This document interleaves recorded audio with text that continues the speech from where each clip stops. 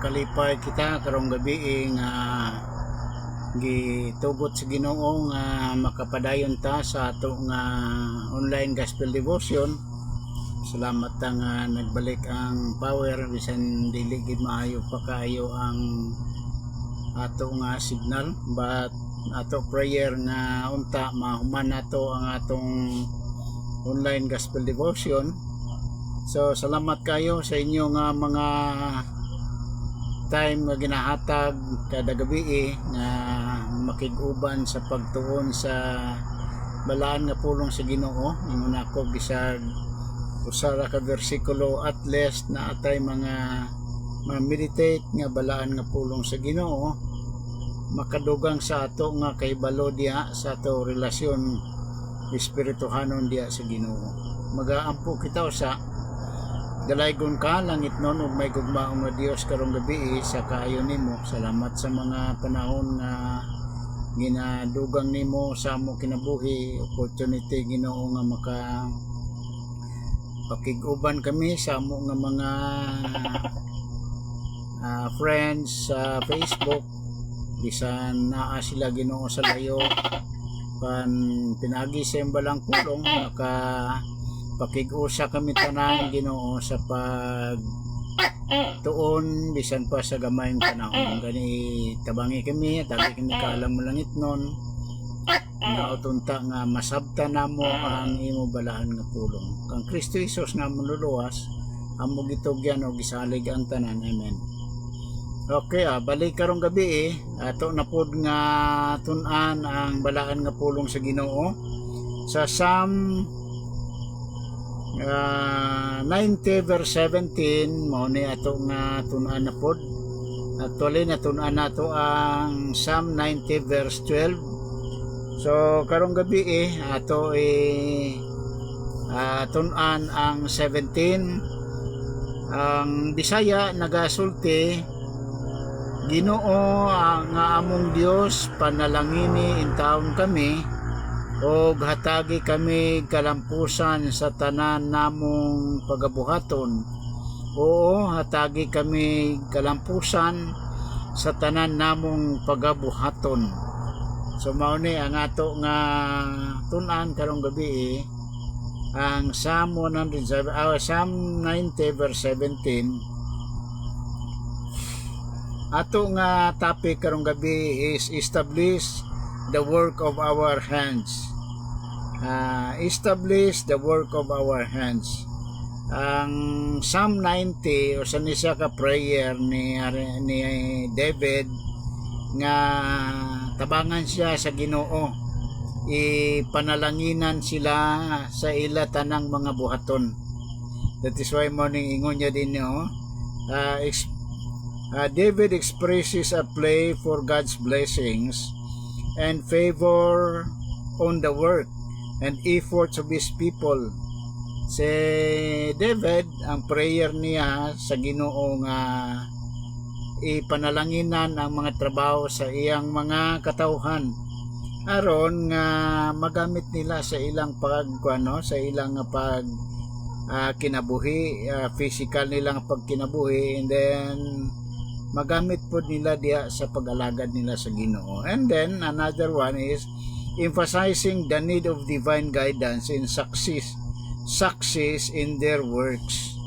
So sa ato pa mao ni ang prayer ni Haring David nga tagan sila kalampusan sa ilang mga trabaho kay naa sa ila kasing-kasing ni Haring David nga kinanglan nila ang divine guidance, ang pagtabang sa Ginoo ug ang mga panalangin sa Ginoo.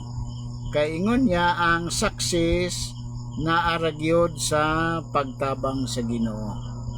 Wala na uban pa, kung dili katabangan sa Ginoo wala gid kay mahimo. That is why usapon ni siya ka prayer nato nga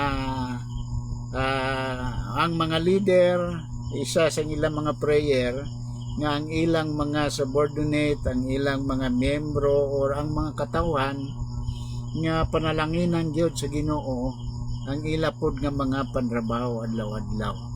The same as sa ato natay mga trabaho adlaw-adlaw So ato prayer diya sa Ginoo nga panalanginan ta sa Ginoo aron nga magamit nato sa ato adlaw-adlaw nga pagkinabuhi, and at the same time magamit nato sa pagtabang sa uban, magamit nato sa mga plano nato sa kinabuhi, and especially diya po sa pagalagad sa Ginoo.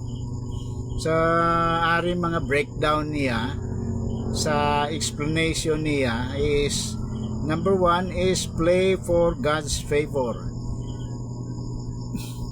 Usan siya paghangyo nga panalanginan sila sa Ginoo, ihatag sa Ginoo ang ilang tabang. This verse begins with a request that God's favor rest upon His people, highlighting the importance of seeking divine blessing and guidance. So dili lang sa kay Haring David, no, sa ilang nga time nga nagkinanglan sila sa divine guidance, kundili hangtod sa ato nga panahon karon kinanglanon nato ang blessings, divine blessings or intervention sang Ginoo, ang pagtabang sa Ginoo. Kay kung dili tatabangan sa Ginoo, wala gitay mahimo kung sa ato ra.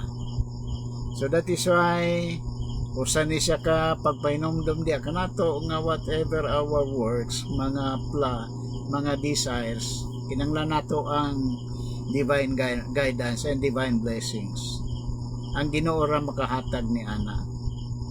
So play for God's favor, and then establishment of work. Establishment of work sa ato paring ingon niya din niyo. The core of the verse is the play for God to establish the work of His people's hands. Ang sintro, ang pinakasintro nini nga bersikulo nga ang prayer ni Haring David nga unta ang iyang mga katawan panalanginan sa Ginoo. So ingon ako di same as sa atoa, ang panalangin sa Ginoo kinanglanon nato gyud. Mao na kinanglan ta prayer, kinanglan nato maginampo ay sa usag-usa, kay kinanglan natong divine guidance. Sa the true success and fulfillment comes from aligning one's efforts with God's will. Kung dili katabangan sa Ginoo, wala gid kay mahimo, wala gid ta mahimo kung dili magtabang ang Ginoo. That is why for this evening nagakuan iso, nagapainomdom sa aton nga unsa man nato mga trabaho, kinanglan nato gyud ang tabang sa Ginoo. Good evening dia Ma'am Sonia Rodriguez. Salamat sa padayon nimo gyud nga pag-support sa ato nga online gospel devotion. Sa padayon ta, the repetition of the established the work of our hands underscore the earnestness and urgency of play, emphasizing the belief that without God's interventions, human effort are transient and ultimately meaningless. Ang buot ipasabot ni ini is this. Si Haring David nagtuo siya nga kung dili mag-intervene ang Ginoo, dili magtabang ang Ginoo, dili mo hatag sang pagtabang ang Ginoo, ang atong human effort sa ato kusog wala na siya ikuan, that is gitawag na diyan rigani is meaningless, wala na siya kahulugan. So that is why again usara gyud nga ato mapadul-an ang Ginoo, blessings na alang sa Ginoo, mangayo kita tabang sa Ginoo kung unsa man ang ato nga mga plano sa ato nga kinabuhi. Good evening kay Jax Abrasaldo, salamat sa inyong pagpakiguban. Kay Pastor Bina, salamat sa imong pag-uban karong gabi. Kay Ma'am Lizel Bunghay sa Palawan, salamat sa inyo gyud nga padayon nga pag-support sa ato nga online gospel devotion. So urgency and earnestness. Without God's interventions, human efforts are transient and ultimately meaningless. Wala na wala na kaulugan, marag walay palyo ang ato nga kusog ra kun dili tabangan sa Ginoo. Kinahanglan nato human intervention or divine intervention. God's intervention kinahanglan nato. That is why from time to time kinahanglan nato ang mag-pray gid sa Ginoo. So and then ari pagyod ingon niya din dependence on God. So dili ta pwedeng mag-rely sa ato nga kaugalingon, magsalig lang sa ato nga kaugalingon. Kinahanglan gid nato ang intervention again sa Ginoo, ang tabang sa Ginoo. That is why the psalm is psalm as a whole, and this verse is specifically reflects the dependence of humans on God's for sustenance, purpose, and success. Ingon ako, success nato naaragid sa Ginoo. Wala nay lain nga makahatag success diya kanato.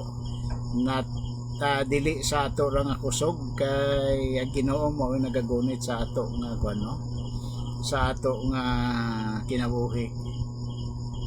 Beauty of God's work. Yari beauty of God's work. The verse can also be interpreted as a plea for God to make the work of His people beautiful and meaningful. Beautiful ko gilantaw ni siya is kana bang sincero nga pagkuan nimo pagtrabaho sa una nga trabaho ta sa asinda nagabunlay ko sa tubo sa kampo. Mostly sa nagabunlay is nagalantaw sa adlaw kung hapit na ba malas 12 kay muuli na. What I mean is this nga kana bang magtrabaho ta nga tinuod yun nga trabaho siling sa mga Ilonggo, hindi magligoy-ligoy sa pag-ubra, pero tinuod man ang trabaho nga gihatag sa Ginoo kanato is mahimo ra gyud meaningful or honest nga pagkuan nga pagtrabaho naton, kay nga naman ga-reflect kita, ginapakita nato ang kinaiya sa Ginoo, kung unsa ang Ginoo naa sa ato nga kasingka sa ato nga kinabuhi, reflecting God's character and purpose. So trabaho is trabaho, pahuway is pahuway, and so to say ato nga ang atong makita karon nga naay trabaho pero dili honest sa trabaho nga ginahatag ya kanila. So mao ni karong gabi ang prayer ni Haring David, and I believe this is also our prayer that God will bless our works, and sa man yung mga works nato nga panalanginan sa Ginoo gyud. Pastor Elmer, good evening da kanimo. Salamat sa pagpakiguban nimo kay Ma'am Dilayla Salvador. Salamat sa inyong paguban. Sorry, mga pipila pagod ka mga lessons nga ato makuha karong gabi at least natay mga gamay nga matun-an gikan sa balaan nga pulong sa Ginoo. Trust and perseverance. Psalm 90 verse 17